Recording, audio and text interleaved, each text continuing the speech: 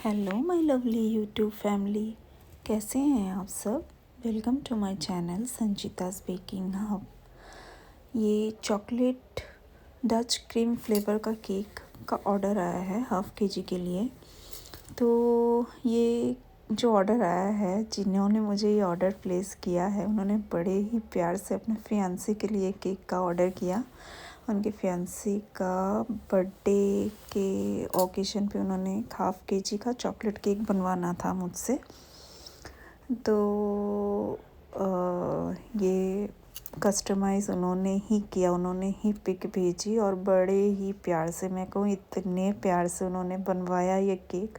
और एक एक चीज़ इतने पर्टिकुलर थे उस केक में, जो भी डेकोरेशन उन्होंने दिया हर डिज़ाइन के लिए उन्होंने इतने पर्टिकुलर थे। तो मुझे मतलब बहुत ही अच्छा लग रहा था कि कितने प्यार से वो अपने फियांसे के लिए केक बनवा रहे हैं। आई विश उनका प्यार हमेशा ईयर आफ्टर ईयर बढ़ता ही जाए, उसमें कमी ना आए।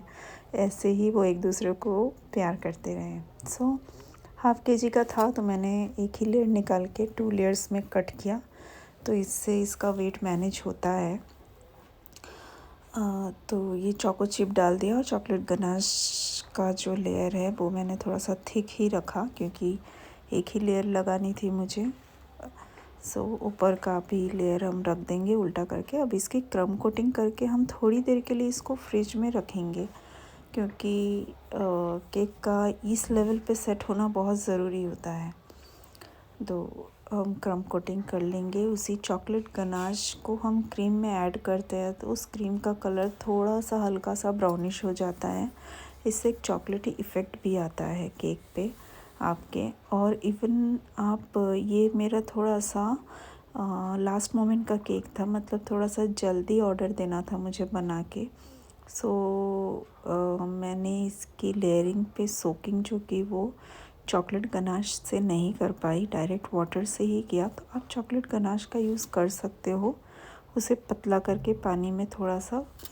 तो इसके आपके स्पंज में जो जाली बनती है ना, और उसके अंदर जब चॉकलेट जाती है तो उस केक का टेस्ट ही लाजवाब होता है। तो अब क्रम कोटिंग करके मैंने फ्रिज में इसको रख दिया था, वो अच्छे से सेट हो गई है क्रीम मेरी ऊपर से, आप देखो। अब हम इसकी फाइनल आइसिंग करेंगे। तो फाइनल आइसिंग में भी टाइम लगाना है आपको, आराम से ही करना है। और क्रीम आपकी ना तो ज़्यादा सॉफ्ट होनी चाहिए, ना तो ड्राई तो बिल्कुल नहीं होनी चाहिए कि आप फैलाओ तो बस वो फैल जाए। आप देख रहे हो इसमें फिर भी मेरी क्रीम थोड़ी सी ड्राई मुझे लग रही है, क्योंकि थोड़े से बबल्स निकल के आ रहे हैं। तो आप बाहर की जब आइसिंग करो ना, क्रीम आप जितनी सॉफ्ट लो आपकी आइसिंग उतनी अच्छी होगी। और अगर बाई चांस जैसे मेरी क्रीम अभी स्मच करते करते देखो सॉफ्टनेस आ गई है उसमें, मुझे और ज़्यादा मेहनत करनी नहीं पड़ी। देखो इसकी फिनिशिंग कितनी सुंदर आई है।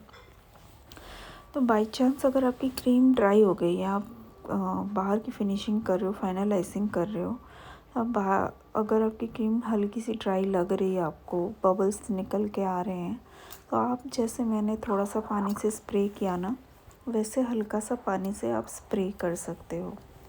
तो उधर मेरा फाइनलाइजिंग हो गया। अब उन्होंने कस्टमाइज़ किया था कपल फ़ोटो से, हालांकि फ़ोटो मैंने ही पसंद करके ये प्रिंट निकलवाई, और मैंने उनको देखा नहीं था कि वो दिखते कैसे हैं।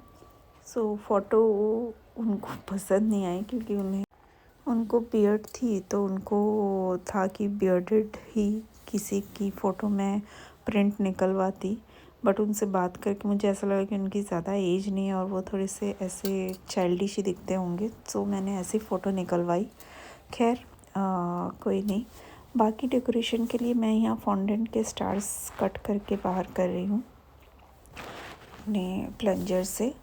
और सारी डेकोरेशन जब हमारी असेंबल हो जाएगी, हम बाकी चीज़ें केक पे असेंबल कर लेंगे। ये मेरे स्टार्स कट गए और ये मेरा फ़ोटो प्रिंट आउट भी रेडी है।